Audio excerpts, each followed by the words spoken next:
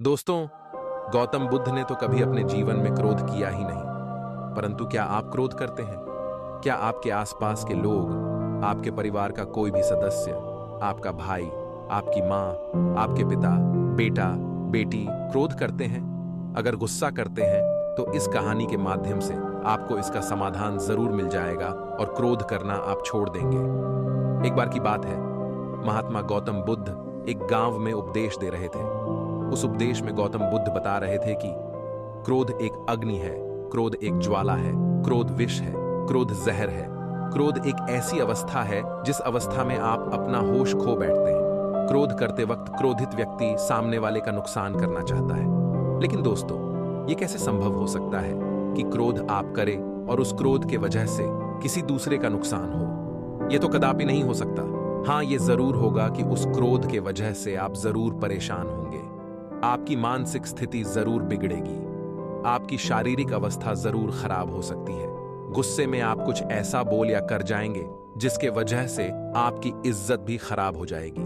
क्रोध मानो इस तरह है कि आप खुद जहर पीना चाहते हैं और उस जहर का असर किसी दूसरे के शरीर में देखना चाहते हैं। लेकिन यह कैसे हो सकता है? जब आप क्रोध रूपी जहर को खुद ही पी रहे हैं तो उसका असर तो आपके ऊपर ही होगा ना। जब महात्मा गौतम बुद्ध जी यह उपदेश दे रहे थे, उस दौरान उपदेश देते वक्त गांव के लोगों की एकत्र हुई भीड़ में एक क्रोधी व्यक्ति बैठा हुआ था।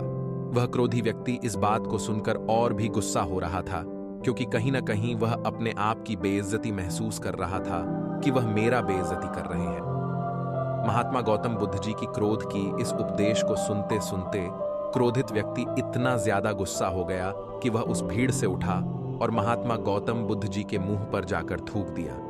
गांव के लोग और शिष्यगण इस हरकत से भड़क उठे।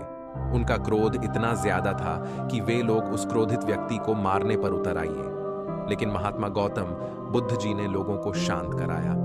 उन्होंने बड़े ही शांत स्वर में उस क्रोधित व्यक्ति से पूछा, भाई, क्या तुम और भी कुछ कहना और करना चाहते हो मेरे साथ? वह क्रोधित व्यक्ति बिना कुछ बोले वहां से चला गया। गांव के सारे लोग और शिष्यों ने पूछा कि हे भगवान, वह बुद्धिहीन आपके मुंह पर थूक कर चला गया और आप क्रोधित नहीं हुए, आपको गुस्सा नहीं आया? भला यह कैसे हो सकता है? महात्मा गौतम बुद्ध जी ने कहा, क्रोध अग्नि और ज्वालामुखी की तरह होता है। इसके चपेट में आने से केवल अनर्थ ही होगा। उसने अनर्थ अर्थात गलत कार्य किया। अगर उसी की तरह मैं भी क्रोधित हो जाऊं तो मैं भी अनर्थ अर्थात गलत कार्य कर देता। वह व्यक्ति हो सकता है किसी परेशानी में रहा हो, किसी बात को लेकर परेशान रहा हो, जिसके वजह से वह यह गलत कार्य कर दिया हो। गांव के सारे लोग और शिष्यों ने पूछा कि हे भगवान, वह बुद्धिहीन आपके मुंह पर थूक कर चला गया और आप क्रोधित नहीं हुए, आपको गुस्सा नहीं आया? भला यह कैसे हो सकता है? महात्मा गौतम बुद्ध जी ने कहा, क्रोध अग्नि और ज्वालामुखी की तरह होता है। इसके चपेट में आने से केवल अनर्थ ही होगा। उसने अनर्थ अर्थात गलत कार्य किया। अगर उसी की तरह मैं भी क्रोधित हो जाऊं तो मैं भी अनर्थ अर्थात गलत कार्य कर देता। वह व्यक्ति हो सकता है किसी परेशानी में रहा हो, किसी बात को लेकर परेशान रहा हो, जिसके वजह से वह यह गलत कार्य कर दिया हो। गांव के सारे लोग महात्मा गौतम बुद्ध जी के बात को भली भांति समझ गए और अपने गुस्सा को शांत कर लिए। फिर अगले दिन महात्मा गौतम बुद्ध जी दूसरे गांव में अपने उपदेश दे रहे थे। उसी दौरान वह गुस्सैल व्यक्ति महात्मा गौतम बुद्ध जी के चरणों में गिरकर रोने लगा और कहा, हे महात्मा, अभी मेरा गुस्सा शांत हो गया है। मैंने कल जो अनर्थ कार्य किया था उसके वजह से मैं बहुत पछता रहा हूं। मेरे जीवन में पहली बार ऐसा हुआ है कि मैं किसी पर गुस्साया और वह व्यक्ति कुछ नहीं बोला तथा नाराज भी नहीं हुआ, जबकि जो हरकत मैंने किया उस हरकत पर तो कोई भी मुझे मारने के लिए दौड़ ढता। कल रात से मुझे नींद नहीं आई है। सुबह से मैं आपको खोज रहा हूं। खोजते खोजते आपके चरणों में आकर गिर पड़ा हूं। मुझे माफ कर दीजिए। महात्मा गौतम बुद्ध जी ने कहा, कोई बात नहीं, मैं उस बात को कब का भूल चुका हूं। मैं तो उस वक्त भी उस बात को गौर नहीं किया था जब तुमने मेरे मुंह पर थूका था। फिर उस व्यक्ति ने कहा कि आप महान हैं। इतना सारा हो जाने के बावजूद भी आप मुझसे नम्र स्वभाव से बात कर रहे हैं। मेरा दोष देने के बजाय मेरे दोष का बचाव कर रहे हैं। इस नासमझी क्रोध के वजह से हुए पाप के लिए मैं क्षमा चाहता हूं। गौतम बुद्ध जी ने कहा, तुम्हारा पश्चाताप तुम्हें तुम्हारे क्रोध के अग्नि से मुक्ति दिला दिया है। जाओ सुखी रहो।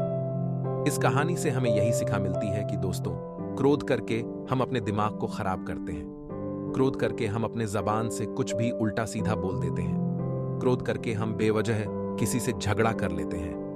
क्रोध करने से हमारे द्वारा की गई निरर्थक कार्य को घंटों तक, दिनों तक, सप्ताह तक, महीनों तक या फिर सालों तक उस बात को लेकर परेशान रहते हैं। कई बार तो हम गुस्से में कुछ ऐसा कर बैठते हैं जो हमारे मृत्यु उपरांत ही खत्म होती है। हम जब किसी भी सही या गलत बात को बर्दाश्त नहीं कर पाते, तब हमारा स्वभाव चिड़चिड़ा होता है और हम क्रोध करने लगते हैं। लेकिन उस क्रोध से नुकसान किसका हो रहा है? अगर आप किसी बात से या किसी को कुछ कहने से गुस्साते हैं, तो हम कहीं ना कहीं अपना ही नुकसान कर रहे हैं। उस गुस्से की वजह से सामने वाला व्यक्ति जो आपको कुछ कहकर या सुनाकर, जिसकी वजह से आप चिड़चिड़ाकर क्रोधित हुए, वह तो चुपचाप चला गया।